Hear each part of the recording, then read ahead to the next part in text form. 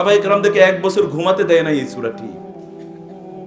আল্লাহ তাআলা নাজিল করলেন, ইয়া আইয়ুহাল মুযাম্মিলু কুমিল লাইলা ইল্লা ক্বালিলা নিসফাহু আও ইনকুস মিনহু ক্বালিলা আও জিদ আলাইহি ওয়া রাত্তিলিল কুরআনা তারতিলা ইন্না সানুলকি আলাইকা কাওলান সাকিলা ইন্না নাশিআতাল লাইলি হিয়া আশাদ্দু ওয়াতআন ওয়া আকওয়ামু কিলা ইন্না লাকা ফিন নাহারি সাবহান তাওয়িলা ওয়াযকুর ইসমা রাব্বিকা ওয়া তাবাত্তাল ইলাইহি তাবতিলা রব্বুল মাশরিকি ওয়াল মাগরিবি লা ইলাহা ইল্লা হুয়া ফাত্তাখিযহু ওয়াকিলা।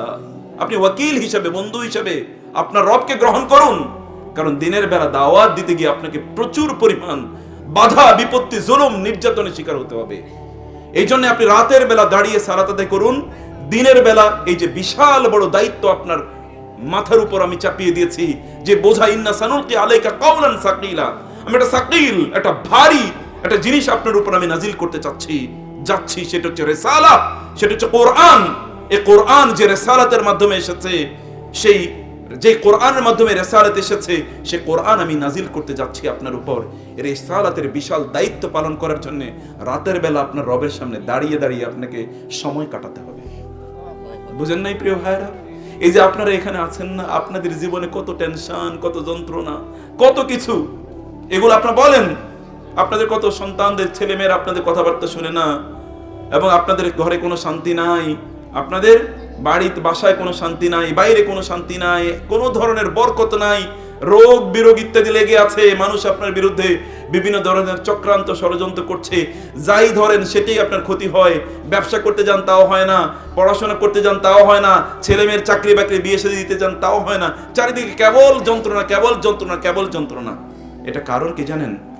আল্লাহ সুবহানাহু ওয়া তাআলা বলেছেন, ইন্নাল ইনসানা খুলিকা হালুআ ইযা মাসসাহুশ শাররু জাযুআ ওয়া ইযা মাসসাহুল খায়রু মানুআ ইল্লাল মুসাল্লিন আল্লাযীনা হুম আলা সালাতিহিম দাঈমুন। মানুষকে আমি তো যন্ত্রণা দিয়ে সৃষ্টি করেছি, মানুষকে আমি বহু টেনশন দিয়ে সৃষ্টি করেছি, আমি তাকে দুর্বল করে সৃষ্টি করেছি। ইন্নাল ইনসানা খুলিকা হালুআ ইযা মাসসাহুশ শাররু জাযুআ ওয়া ইযা মাসসাহুল খায়রু মানুআ। মানুষ খুবই টেনশন প্রবণ, তার মধ্যে প্রচুর অস্থিরতা থাকবে। যুবকরা ভালো করে শুনে যাবেন আজকের কথা। প্রচন্ড অস্থিরতা থাকবে।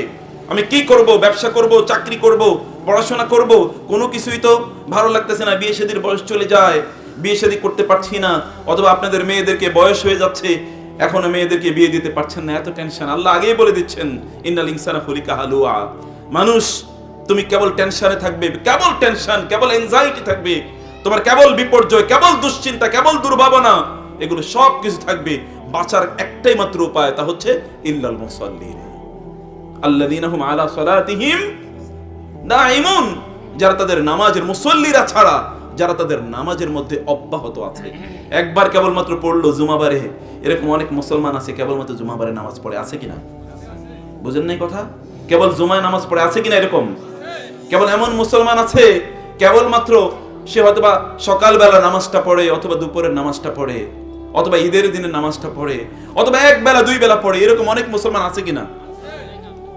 প্রিয় ভাইরা, রাসূলুল্লাহ সাল্লাল্লাহু আলাইহি ওয়াসাল্লাম বলেছেন, বাইনাল ঈমানি ওয়াল কুফরি ওয়াশ শিরকি তারকুস সালাহ। ঈমান, কুফর এবং শিরকের মধ্যে মূল পার্থক্যটা তৈরি করে দেয় হলো সালাত।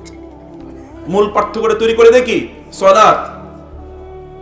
আব্দুল্লাহ ইবনে শাকীক রাদিয়াল্লাহু তাআলা তিনি বলছেন, আমরা সাহাবীরা, আমরা কোন জিনিসকে পরিত্যাগ করাকে কুফরি মনে করতাম না ইল্লা সালাহ। কুন্না আসহাবুন নবী সাল্লাল্লাহু আলাইহি ওয়াসাল্লাম, আমরা রাসূলের সাহাবীরা কোন জিনিসকে তারকুহু কুফরুন ইল্লা সালাহ, কোন জিনিসকে প্রত্যাখ্যান করা, ছেড়ে দেয়া, এটাকে কুফরি মনে করতাম না সালাত ছাড়া। সাহাবীদের যুগে কেউ কোন মুসলমান নামাজ পড়ে না, এটা ভাবাও যায় না। কিন্তু আমাদের যুগে মুসলমান কিন্তু নামাজ পড়ে না, এরকম আছে কিনা বলেন তো? আছে কিনা? আপনার কথা বলেন না কেন? ঝিমিয়ে গেছেন নাকি? এরকম আছে কিনা? আপনার জীবনটা প্রচন্ড পরিমাণ কষ্ট, এবং আপনার জীবনটা বিভিন্ন ধরনের দুশ্চিন্তা, দুর্ভাবনা, ব্যর্থতা ইত্যাদি দিয়ে ঢেকে যাবে যদি আপনি সালাতের কাছে না আসেন। আল্লাহ তাআলা এজন্য বলেছেন, ইল্লাল মুসাল্লিন। নামাজ একবার দুইবার পড়লে হয় না, আল্লাযীনা হুম আলা সালাতিহিম দাঈমুন, যারা তাদের নামাজ অব্যাহতভাবে পড়ে। এবং এই সূরার সর্বশেষের দিকে আবার আল্লাহ তাআলা বলেছেন ওয়াল্লাযীনা হুম আলা সলাতিহিম ইউহাফিজুন। এবং সূরাতুল মুমিনুনও আল্লাহ তাআলা একই কথা বলেছেন। সফলতা তো কেবল কাদের জন্য? নামাজীদের জন্য। কদ আফলাহাল মুমিনুন আল্লাযীনা হুম ফি সলাতিহিম খাশিউন। কেবলমাত্র সফল হবে মুমিনরাই যাদের সালাতের মধ্যে তারা হচ্ছে প্রচন্ড বিনয়ী, এবং সালাতের মধ্যে তারা প্রচন্ড আন্তরিক, সালাতের মধ্যে তারা কেবলমাত্র আল্লাহ সুবহানাহু ওয়া তাআলাকে তারা স্মরণ করে, অন্য কোনো কিছু না। প্রিয় ভাইরা, সম্মানিত বোনেরা, সালাত এটি কি? আপনার নবী যখন তার মৃত্যু শয্যায় আছেন তখন তিনি কেবল বারবার উচ্চারণ করেছেন আসসালাত আসসালাত ওয়া মা মালাকাত আইমানুকুম। হে আমার উম্মাহ, তোমরা সালাত পরিত্যাগ করো না, খবরদার খবরদার। فخلف من بعدهم خلف أضاعوا الصلاة واتبعوا الشهوات فسوف يلقون غيا إلا من تاب وآمن وعمل عملا صالحا فأولئك يدخلون الجنة ولا يظلمون شيئا। সূরা মারইয়াম আল্লাহ তাআলা বললেন ফাখালাফা মিন বাদিহিম খালফুন, রাসূলকে আল্লাহ তাআলা জানিয়ে দিচ্ছেন, জিবরিল আসলেন এই আয়াতটি নিয়ে। ফাখালাফা মিন বাদিহিম খালফুন, একটা জেনারেশন আসবে, একটা প্রজন্ম আসবে, একদল লোক আসবে, তারা মনে করবে তারা নিজেরা মুসলিম, কিন্তু আদাউস সালাত, তারা নামাজকে পরিত্যাগ করবে, নামাজকে তারা ধ্বংস করে দেবে। ওয়াত্তাবাউ শাহওয়াত, এবং তাদের মনে যা চায় তারা তাই করবে। ফাসাউফা ইয়ালকাউনা গাইয়া, তারা গাই নামক জাহান্নামের সবচেয়ে নিকৃষ্ট একটা জায়গায় তারা পতিত হবে, তাদেরকে সেখানে নিক্ষেপ করা হবে। এই আয়াতটি যখন নাজিল হয়, ফাবাকা রাসূলুল্লাহি সাল্লাল্লাহু আলাইহি ওয়াসাল্লাম, রাসূলুল্লাহ সাল্লাল্লাহু আলাইহি ওয়াসাল্লাম কেঁদে দিলেন এবং বলেন ইয়া জিবরিল, হে জিবরিল, হাল তুদিউ উম্মতি আস-সালাহ, আমার উম্মত নামাজ নষ্ট করবে, নামাজ পড়বে না? তিনি ভাবতেই পারেন না আমার উম্মতের মধ্যে কেউ এরকম থাকবে যে সে নামাজ পড়বে না। জিবরিল, আপনি এটা কি বললেন আমাকে? রাসূলুল্লাহ সাল্লাল্লাহু আলাইহি ওয়াসাল্লাম অবাক হয়ে গেছেন, তিনি কাঁদছেন। ফাবাকা রাসূলুল্লাহ, রাসূল কাঁদলেন যে সালাত পরিত্যাগ করবে, এটা কেমনে হয়, এটা কিভাবে সম্ভব, লোকেরা নামাজ পড়বে না? এবং রাসূলুল্লাহ সাল্লাল্লাহু আলাইহি ওয়াসাল্লাম কেঁদে বলেন ইয়া জিবরিল হাল তুদিউ উম্মতি আস-সালাহ, আমার উম্মতকে আপনি যে বলছেন, এই যে আয়াত নাজিল করলেন আপনি, সত্যি আমার উম্মতের কেউ কেউ নামাজ পরিত্যাগ করবে?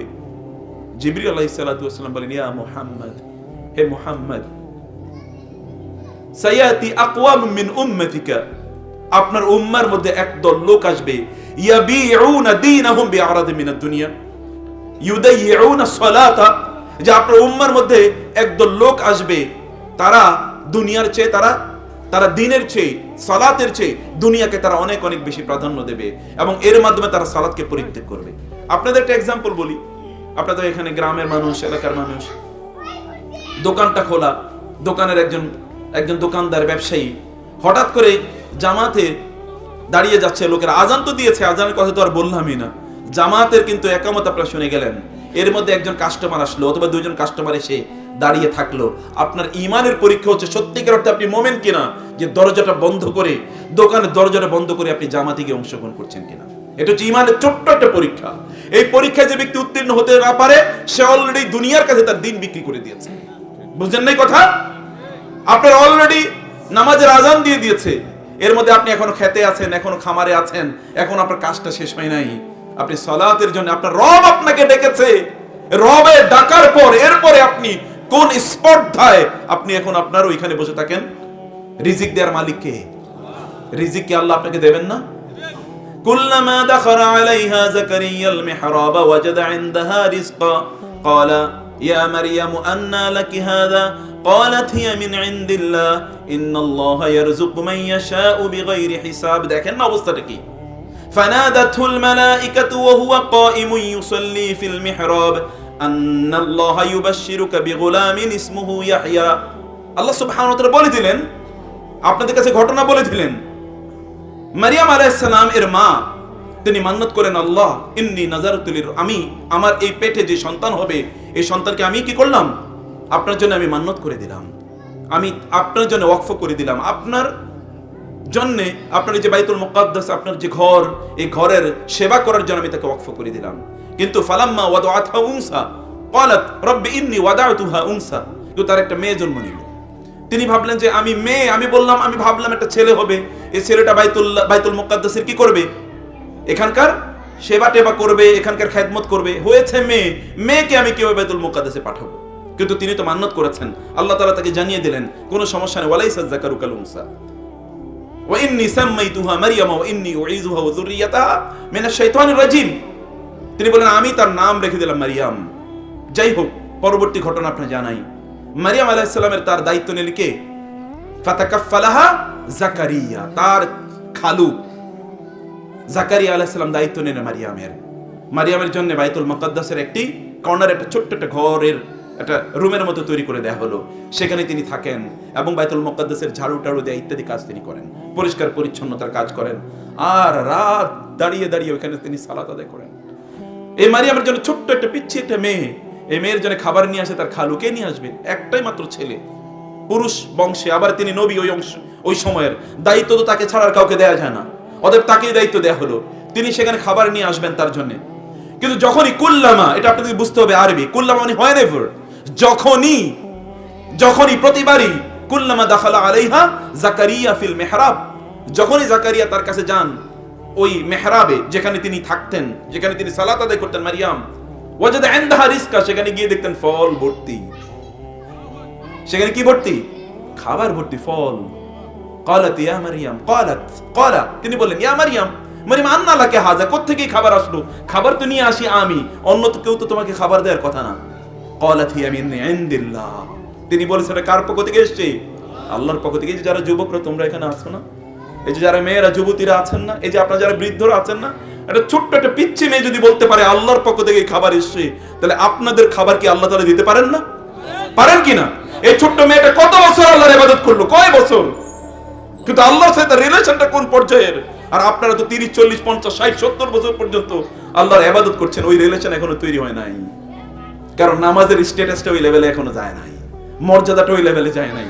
জাকারিয়া বুঝলেন নামাজে দাঁড়িয়ে আল্লাহর কাছে চাওয়া ছাড়া আর কোনো উপায় নাই। ফানাদাতুল মালাইকাতু ওয়া হুয়া কাইমুন ইউসাল্লি ফিল মিহরাব, আল্লাহ তাআলা কোরআনে বলে দিচ্ছেন সূরা আলে ইমরানে।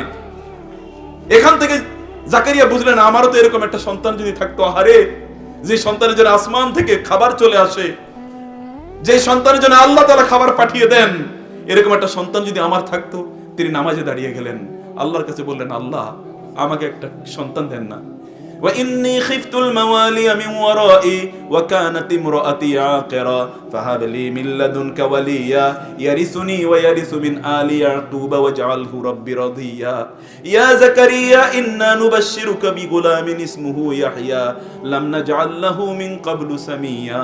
আল্লাহ তাআলা বলে দিলেন জাকারিয়া আলাইহিস সালাম তিনি দাঁড়িয়ে গেলেন সালাতের মধ্যে এবং তিনি বললেন কি, এটি আবার অন্য সূরা, সূরাতু কাফ হা ইয়া আইন সাদ, সেখানে আল্লাহ তাআলা এখানে বলে দিলেন, সূরাত মারিয়ামে আল্লাহ তাআলা বলে দিলেন যে জাকারিয়া সেখানে দাঁড়িয়ে আল্লাহর কাছে বললেন আল্লাহ আমি তো বৃদ্ধ হয়ে গেছি, আমার স্ত্রী বন্ধা, আমি বৃদ্ধ, বয়স 80, 85, 90, স্ত্রী কি বন্ধা? বুঝেন তো বন্ধা? বুঝেন নাই? মানে এমন নারী যার কোনো সন্তান হয় না, আমার স্ত্রী বন্ধা, কারণ তার আগে কোনো সন্তান হয় নাই। বৃদ্ধা স্ত্রী, তিনিও বৃদ্ধ। কিন্তু আল্লাহ তুমি তো চাইলে বৃদ্ধ আর বৃদ্ধা কি, তুমি তো চাইলে সবাইকে সন্তান দিতে পারো, তুমি তো চাইলে কোনো পুরুষ নারী ছাড়াও তুমি মানুষ তৈরি করতে পারো, পারেন না তিনি তৈরি করতে? এরকম কাউকে তৈরি করেন নাই তিনি? কাকে করেছেন? আদম এবং হাওয়াকে তিনি তৈরি করেছেন। তিনি চাইলে বাবা ছাড়াও তিনি সন্তান তৈরি করতে পারেন, এটা করেননি তিনি? কার পেটে করেছেন? এই যে মারিয়ামের ঘরে করেছেন, এই যে মারিয়ামের ঘরে। মারিয়ামের এখান থেকে গিয়ে তিনি আল্লাহর কাছে তিনি দাঁড়িয়ে গেলেন, আল্লাহ আমি বৃদ্ধ, আমার স্ত্রী বন্ধা, কিন্তু আমি তো তোমার কাছে কোনোদিন চায়া নিরাশ হই নাই, তোমার কাছে চাইলে তো তুমি কোনোদিন ফেরত পাঠাও নাই। ইন্নাকা আলা কুল্লি শাইইন কাদির, তুমি সবকিছুর উপর ক্ষমতাবান, আমি তোমার ব্যাপারে নিরাশ নই, আমি জানি তুমি দিতে পারো, তোমার সেই ক্ষমতা আছে। আমি তোমার কাছে চাই তুমি আমাকে একটা সন্তান দাও। কি দাও? একটা সন্তান দাও। ওইখানে দেন এন্ড দেয়ার, ওই নামাজের মধ্যেই আল্লাহ তাআলা ফেরেশতাদেরকে পাঠিয়ে দিলেন, যাও আমার বন্ধু জাকারিয়াকে বলে দাও আমি তাকে একটা সন্তান দেব এবং সন্তানের নামও আমি রেখে দিলাম, তার নাম হলো ইয়াহইয়া। তার নাম কি? ইয়াহইয়া। নাম কে রেখে দিয়েছেন বলেন তো? আল্লাহর নামও রেখে দিয়েছেন। আল্লাহ এটা করতে পারেন না? কিন্তু কোথায় ঘটেছে এটা? সালাতের মধ্যে। সালাতের মধ্যে ওয়া'মুর আহলাকা বিস-সালাতি ওয়াসতাবির আলাইহা লা নাসআলুকা রিজকা নাহনু নারযুকুকা ওয়াল আকিবাতু লিত-তাকওয়া। বান্দারা তুমি আমার ইবাদত করো না, আমার নামাজ আদায় করো। ওয়া'মুর আহলাকা বিস-সালাতি, নামাজ, আমি কিন্তু নামাজের কথা বলছি, অন্য ইবাদতের কথা বলছি না। ওয়া'মুর আহলাকা বিস-সালাত, তোমার পরিবার পরিজনকে নামাজের নির্দেশ প্রদান করো। বুড়োরা ভালো করে শুনে যান, পরিবার পরিজনকে, তোমার সন্তান সন্ততি, তোমার স্ত্রী, তাদেরকে নামাজের নির্দেশ প্রদান করো। ওয়াস্তাবির আলাইহা, এই নির্দেশ একদিন দিয়ে তারপরে বলবা এখন গলা ব্যথা করে আর করতে পারি না, উঠে না, কি কমু, কথা তো শুনে না, এগুলো বললে চলবে না। কন্টিনিউ টু কমান্ড দেম, তাদেরকে তুমি বারবার কেবল বলতেই থাকো, নামাজের কথা বলতেই থাকো। ওয়াস্তাবির আলাইহা লা নাসআলুকা রিজকা নাহনু নারযুকুকা, রিজিক দেওয়ার মালিক তো আমি, তুমি রিজিক নিয়ে এত টেনশন করতেছো কেন? তুমি নামাজের আদেশ দাও, আমি তোমার রিজিকের ব্যবস্থা করে দেব। বুঝেন না? রিজিকের ব্যবস্থা কোত্থেকে আসে? রিজিক কোত্থেকে আসে? রিজিক কি জমিনে নাকি? রিজিক কোত্থেকে আসে? ওয়াফিস সামাই রিজকুকুম ওয়া মা তুআদুন, আল্লাহ বলছেন ওয়াফিস সামাই রিজকুকুম, আসমান থেকে রিজিক আসে। রিজিক আসে কোত্থেকে? আসমান থেকে রিজিক আসে। রিজিক জমিন থেকে আসে না। অতএব ফয়সালা হয় আসমানে, সেই ফয়সালা আসমান ওয়ালা যিনি আছেন, আসমানের যিনি মালিক, সেই মালিকের কাছে রিজিক চাইতে হবে। আদারওয়াইজ কোন রিজিক পাবেন না। এমন হতে পারে আপনি বহু কিছুর মালিক, কিন্তু এগুলো আপনার জন্য রিজিক না, এগুলো অন্য কারোর জন্য করে যাচ্ছেন আপনি সারাদিন রাত পরিশ্রম করে, কিন্তু আপনি নিজে ভোগ করতে পারবেন অন্য কারোর জন্য। এরকম হয় কিনা? আছে কিনা? এরকম বহু আছে, অসংখ্য আছে। রিজিক দেওয়ার মালিক হচ্ছেন আল্লাহ। আল্লাহ তাআলা এই জন্যই তিনি বলেছেন, কোরআনে তিনি বলেছেন, ওয়ামা খালাকতুল জিন্না ওয়াল ইনসা ইল্লা লিয়াবুদুন মা আসআলুহুম আলাইহি মির রিজক। আল্লাহ তাআলা কি বলছেন? যে আমি তোমাদেরকে তৈরি করেছি আমার ইবাদত করার জন্য। আমি তো তোমার কাছে রিজিক চাই না। ইন্নাল্লাহু ওয়ার রাজ্জাকু যুল কুওয়াতিল মাতিন, রিজিক দেন কে? আল্লাহ তাআলা। আমি তো তোমার কাছে রিজিক চাই না। হে বান্দারা, লা তাকতুলু আওলাদাকুম খাশিয়াতা ইমলাক নাহনু নারযুকুকুম ওয়া ইয়্যাকুম, তোমাদের সন্তানদের রিজিকও আমি দেই, টেনশন করার কোনো কারণ নাই। সন্তান হলে রিজিক দেয় কে? আপনার টেনশন করার কোনো কারণ আছে? সন্তান যিনি দেন তিনি কি রিজিক দেন না? এই জন্য সহিহ বুখারী হাদিসে এসে রাসূলুল্লাহ সাল্লাল্লাহু আলাইহি ওয়াসাল্লাম বললেন, মনে ভালো করে শুনুন, যখন একজন মায়ের সন্তান জন্ম দেওয়ার যখন ইস্যু আসে, তখন আল্লাহ তাআলা এক বিন্দু পানি মায়ের গর্ভের মধ্যে গিয়ে এখানে কি করেন? ওইখানে স্থাপন করে দেন। এক বিন্দু পানি সেখানে স্থাপন করে দেন। তারপর এই পানিটি এটাকে নুতফা আকারে থাকে 40 দিন। সহিহ হাদিসে এসে কতদিন? 40 দিন নুতফা আকারে থাকে। নুতফা মানে ড্রপ অফ ওয়াটার, পানি আকারে থাকে। তারপর এটা কি হয়ে যায়? আলাকা হয়ে যায়। এটি আরো 40 দিন পর্যন্ত, আলাকা মানে হচ্ছে রক্তপিণ্ড। এই যে পানি ওইখানে গিয়ে জমা হয়েছে না মায়ের গর্ভে, এই পানিটা 40 দিনের প্রথম 40 দিন পানি আকারে থাকে, এরপরে 40 দিন এটা কি আকারে থাকে? আলাকা মানে হচ্ছে ব্লাড ক্লট। এখানে যারা কেমিস্ট্রি পড়েছেন আপনারা জানেন, বায়োলজি যারা পড়েছেন তারা জানেন, ব্লাড ক্লট রক্তপিণ্ড, এটা রক্তের মতো হয়। এবং এই জন্য দেখবেন কোন মায়েদের যদি ধরেন ওই 2-3 মাসে যদি তাদের কোনো অ্যাবর্শন হয়ে যায়, অর্থাৎ যদি মিসক্যারেজ হয়ে যায়, তখন দেখবেন কেবল রক্ত, ওইখান থেকে একটা রক্তপিণ্ড কেবল বাইর হয়, আর কিছু না, একটা রক্ত। তারপরে কি হচ্ছে? তারপরে এখানে একটা মাংসের টুকরো, মুদগাতান, এরপর আল্লাহ তাআলা এটাকে মুদগা করে দেন, একটা মাংসপিণ্ড। এরপরে কি? সুম্মা জাআলনাহু খালকান আখারা ফাতাবারাকাল্লাহু আহসানুল খালিকিন। এরপরে তার প্রথম গজায় কি বলেন তো? প্রথম কি গজায়? এই যে এটার নাম কি? কান। প্রথম গজায় কান। তার শরীর অঙ্গ প্রত্যঙ্গগুলো এখন ডেভেলপ করতে থাকে। প্রথম যেটা ডেভেলপ করে এটার নাম হলো কান। এই জন্য সন্তান যখন পেটে থাকে তখন মায়েদেরকে কি করতে হয় বলেন তো? কোরআন তেলাওয়াত করতে হয়, কোরআন তেলাওয়াত শুনতে হয়, ভালো কথা বলতে হয়, ভালো কথা শুনতে হয়। এগুলো করলে ওই যে সন্তান যে পেটের মধ্যে আছে ওর কানে সর্বপ্রথম কোরআনের আওয়াজ যায় এবং এই সন্তানগুলো তখন আল্লাহওয়ালা হয়ে যায়। আদারওয়াইজ এগুলো সব কি হবে? গান শুনতেছে, এরপরে এগুলো বাইর হয়ে তারপরে ডিস্কো ড্যান্সার করা শুরু করে দেবে। দেখেন না এখন পোলাপাইন 2 বছরের বাচ্চা মোবাইল হাতে না দিলে কি খায় না। কোত্থেকে শিখলো এটা? কে শিখিয়েছে তাকে? এগুলো ওইখান থেকে শিখে এসছে। আপনার সন্তানকে আপনি কি শেখাচ্ছেন? যে ওইটা আমার আলোচনার বিষয় না। আমি বলছি যে আল্লাহ সুবহানাহু ওয়া তাআলা এই যে 3 মাস এই যে 40 দিন 3 40 কত? 120 কয় মাস হয় বলেন? 4 মাস। 4 মাস পরে এরপরে আল্লাহ সুবহানাহু ওয়া তাআলা একজন ফেরেশতাকে পাঠান এবং তাকে নির্দেশ প্রদান করেন যে এই শিশুটির জন্য, এই যে সন্তানটি আসবে, এই সন্তানের জন্য 4টা জিনিস লিখে দাও। বিকাতবি আরবা আশিয়া, 4টা জিনিস তার জন্য যেন লিখে দেওয়া হয়। 1 নম্বর হচ্ছে তার লিখে দেবে তার রিজিক কি হবে এই জমিনে, সে কি খাবে, কি করবে না করবে, কতটুকু, এগুলো তার রিজিক লেখা থাকে। এবং 2 নম্বরে লেখা থাকে কি? তার আজল, সে কতদিন এই পৃথিবীতে বাঁচবে। এগুলো তার লেখা থাকে। এবং 3 নম্বরে লেখা থাকে ওয়া আমালুহু, সে কি কাজ করবে, এবং 4 নম্বরে লেখা শাকিয়ুন আম সাঈদুন, সে কি জান্নাতি নাকি জাহান্নামী। এগুলো ওইখান থেকে আল্লাহ তাআলা নির্ধারণ করে দেন। আমি যে কথা বলছিলাম, রিজিক আল্লাহ সুবহানাহু ওয়া তাআলা সৃষ্টির আগেই নির্ধারণ করে দেন কিনা বলেন তো? দেন না? আওয়াজ করছেন না কেন? দেন কিনা? তাহলে আপনার রিজিক নিয়ে এত টেনশন কেন? রিজিকের মালিক যিনি, টেনশন তো যদি করতে হয় তাহলে তার করবার কথা নাকি? রিজিক নিয়ে তো আপনার কোনো টেনশন নাই। তিনি যদি আপনাকে উন্মুক্ত ভাবে দিতে চান, এই ক্ষমতা তার নাই? ওয়ালাউ আন্না আহলাল কুরা আমানু ওয়াত্তাকাউ লাফাতাহনা আলাইহিম বারাকাতিম মিনাস সামাই ওয়াল আরদ। লোকেরা যদি আল্লাহর ইবাদত করত, আসমান জমিনের যত বরকত আছে সবগুলো বরকত আমি ওদের জন্য উন্মুক্ত করে দিতাম। কিন্তু আপনাকে রিজিক চাইতে হবে আল্লাহর সামনে দাঁড়িয়ে। রিজিক চাইতে হবে কি? আল্লাহর সামনে দাঁড়িয়ে। প্রিয় ভাইরা, আল্লাহর সামনে দাঁড়িয়ে। আমি জাকারিয়া আলাইহিস সালামের কথা বলছি। আমি আপনাদেরকে বলছিলাম মারিয়াম আলাইহিস সালাম এর কথা। আল্লাহ সুবহানাহু ওয়া তাআলা তার রাসূলকে নির্দেশ প্রদান করেছেন সালাতের ব্যাপারে। প্রথম নির্দেশ দেখেন না, এই যে প্রথম যে ইকরা এর পরে যে নির্দেশটি, সেই নির্দেশটি হচ্ছে আল্লাহ তাআলা বলেন কুমিল লাইলা ইল্লা কালিলা, রাতের সিংহভাগ জুড়ে আপনি আল্লাহর ইবাদত করুন। আল্লাহ সুবহানাহু ওয়া তাআলা তার রাসূলকে সালাতের জন্য কি এতটুকু যথেষ্ট না? আল্লাহ তাআলা তার রাসূলকে ডেকে নিয়েছেন কোথায়? সপ্তম আকাশে নিয়ে যাননি তাকে? ثم دنا فتدلى فكان قاب قوسين أو أدنى فأوحى إلى عبده ما أوحى ما كذب الفؤاد ما رأى। আল্লাহ তাআলা বলে দিয়েছেন, আমি আমার বন্ধুকে ডেকে নিয়ে আসলাম সপ্ত আকাশে, এবং সেখানে এসে আমি তাকে বললাম আপনার উম্মত এবং আপনার উম্মতের উপর 50 ওয়াক্ত নামাজ ফরজ করে দেওয়া হয়েছে। এরপরে আপনারা জানেন বাকি ঘটনা। এরপরে এটা 5 ওয়াক্তে চলে এসেছে। এটা কোথায় আল্লাহ তাআলা ফরজ করে দিয়েছেন বলেন তো? এই দুনিয়াতে। এটার মর্যাদা, ওই যে সপ্ত আকাশের মালিকের সাথে যদি কোনো সম্পর্ক রাখতে হয়, তাহলে এই সম্পর্ক রাখার সবচেয়ে শ্রেষ্ঠতম মাধ্যম হলো সালাত। এবং এই জন্য সালাত শব্দের দুটো অর্থ আছে। সালাত শব্দের 1 নম্বর অর্থ হলো সিলা। সিলা মানে হচ্ছে relation between Allah and the creation. বুঝেন নাই? সালাত এর অর্থ হচ্ছে সিলা। সিলা মানে হচ্ছে সম্পর্ক। আল্লাহর সাথে সম্পর্ক রক্ষা করতে হলে, সম্পর্ক তৈরি করতে হলে শ্রেষ্ঠতম মাধ্যমটার নাম কি বলেন তো? সালাত। আল্লাহর সাথে সম্পর্ক তৈরি করতে হলে ডাইরেক্ট রিলেশন। আপনি জানেন যখন আপনি নামাজে দাঁড়ান তখন আপনি কি করেন? আল্লাহর সাথে ইযা কামা আহাদুকুম ইলাস সালাতি ফাইন্নাহু ইউনাজি রাব্বাহু। যখন কেউ নামাজে দাঁড়ায় তখন সে কি করে? তখন সে আল্লাহর সাথে কথা বলে। আল্লাহর সাথে কথা বলা সাধারণ নাকি?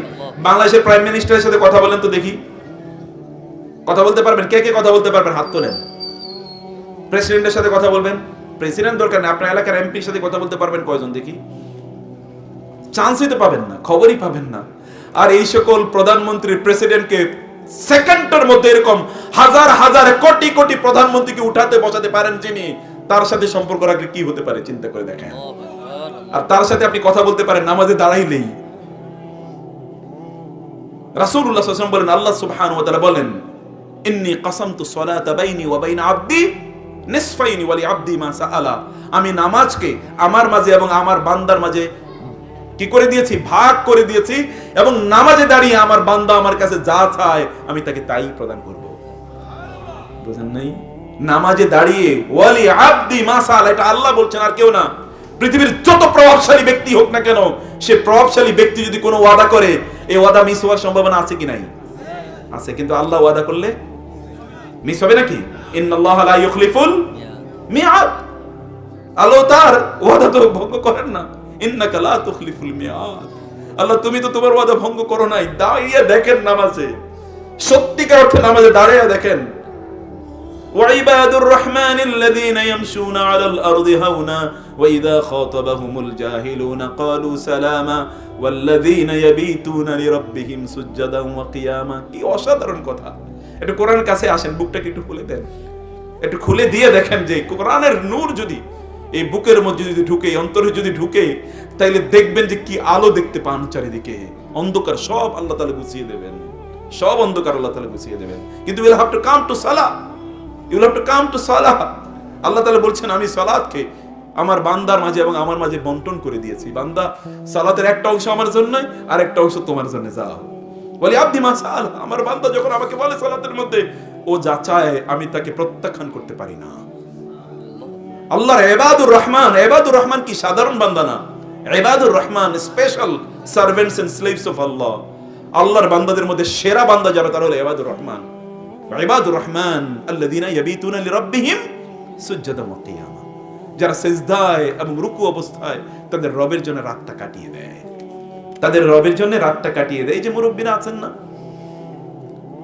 মুরব্বীরা আপনাদেরকে বলছি, আল্লাহর সামনে যত বেশি দাঁড়াতে পারবেন, কিয়ামতের দিন দাঁড়ানোটা তো সহজ হয়ে যাবে। বুঝেন নাই? আল্লাহর সামনে যত বেশি দাঁড়াবেন এই দুনিয়াতে, কিয়ামতের দিন আল্লাহর সামনে দাঁড়ানো তত সহজ হবে।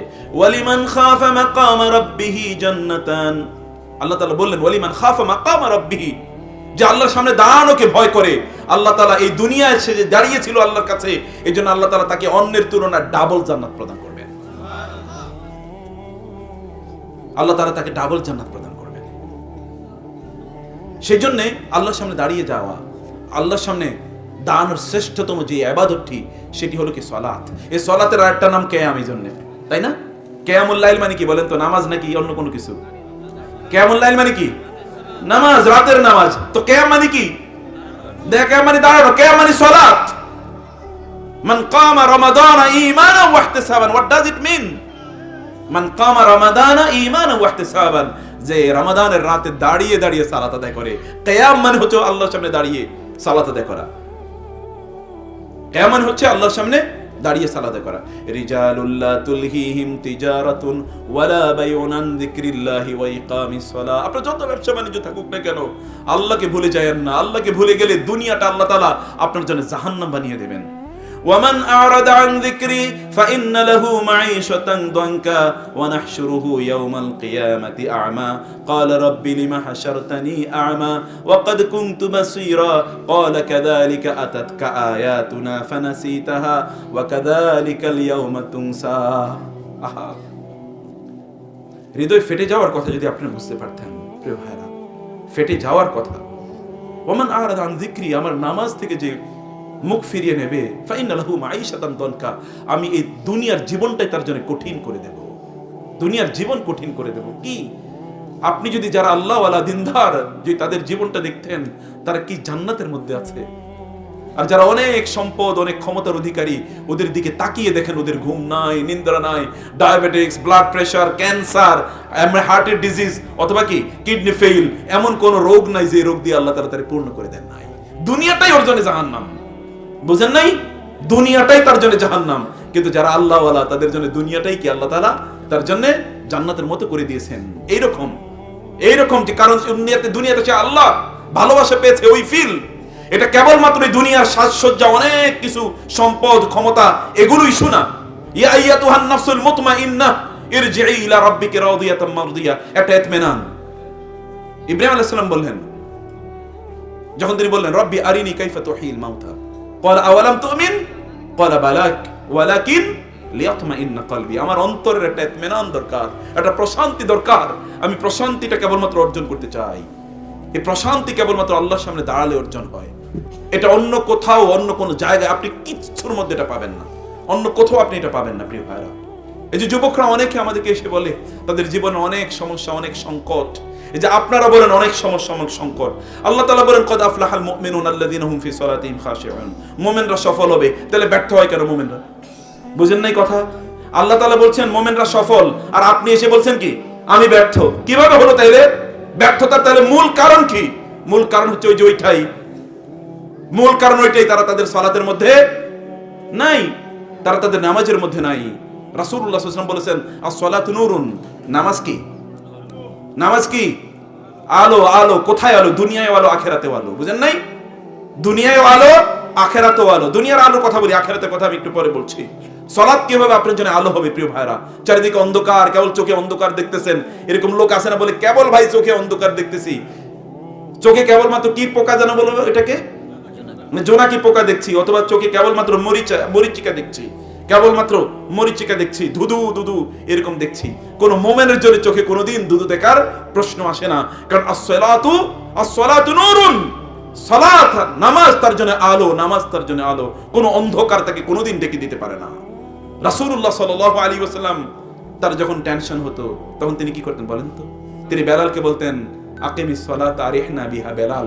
বেলাল একটা টেনশন সামনে দেখতে পাচ্ছি, ইম্প্যান্ডেন্ট ডেঞ্জার, একটা বিপদ দেখতে পাচ্ছি, নামাজের ব্যবস্থা করো, নামাজে দাঁড়িয়ে যাই, নামাজে দাঁড়িয়ে গেলে আমার এই সমস্যা সমাধান হয়ে যাবে। এবং তাই হয়েছে, তাই হয়েছে। বদরের যুদ্ধ, বিশাল বড় বাহিনী, 1000 সৈন্যবাহিনী, সেখানে তাদের যেই অস্ত্র শস্ত্র এবং হিউজ ট্রেনিং প্রশিক্ষিত সৈন্যরা সেখানে আসলো। আর এখানে কেবলমাত্র রাসূল সাল্লাল্লাহু আলাইহি ওয়াসাল্লাম যাদেরকে নিয়ে গেলেন তাদের কাছে মাত্র 2টা ঘোড়া আছে। ঘোড়া কয়টা বলেন তো?